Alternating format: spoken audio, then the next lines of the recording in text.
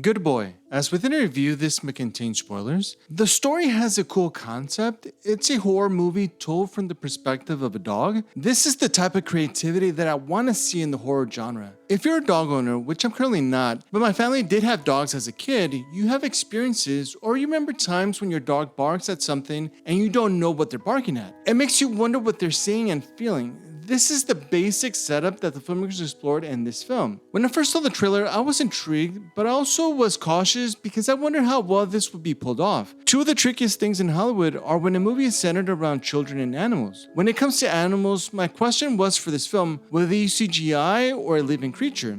This was a real-life dog, and Indy was great. Around 90 to 95% of the movie was centered on Indy. His owner, Todd, was also present for most of the film, but the camera was mostly on the dog. In fact, we only saw Todd's face towards the end. Honestly, the movie is okay, and I'll give my reasons why, but the best part of the film is the behind-the-scenes footage after the end credits. That alone might be worth the price of admission. Ben Lindbergh, the director, spoke of how Good Boy was created.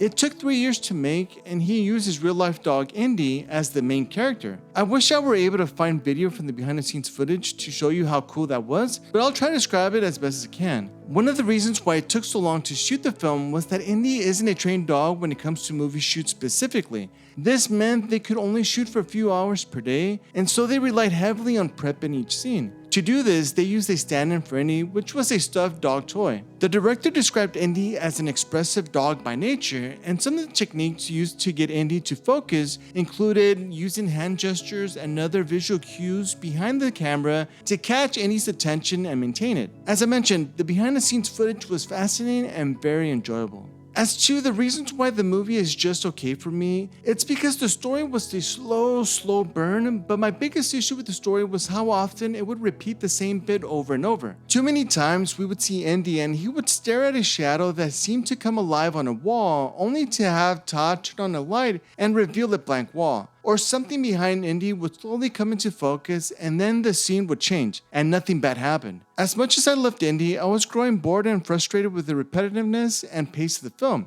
Another big issue for me was the supernatural force in the story. That storyline was a bit confusing. Todd is someone who is suffering from some type of illness or disease. As he worsens, he moves with his dog to his late grandfather's home in the woods. As the days pass, both Todd and Indy experiencing menacing odd behavior. Since the movie is focused on Indy, we get to see what Indy is going through and how he perceives the supernatural force. As expected, the supernatural force causes chaos. Todd's grandfather died at the house, and the speculation was that something weird happened to him. My question with the supernatural force is whether it lured Todd to the house to basically do the same thing that it did to the grandfather. I assume Todd went to the house to die quote unquote in a peaceful manner or on his own terms, but I did get the sense that something was pulling him to the house. It wasn't clear and I wish it were. There was just too little information on the supernatural force. It felt as if the supernatural force was an afterthought and the entire focus was on this unique concept, thus making it a bit of a gimmick. Again, I love the dog Indy, but as a complete film, it lacked in many areas of the story. Overall, the movie is okay, but the behind the scenes footage and explanation were the best part, and it may be worth watching. So those were my thoughts. What did you think of the movie? Leave a comment down below, subscribe, give the video a like, and see you in the next review.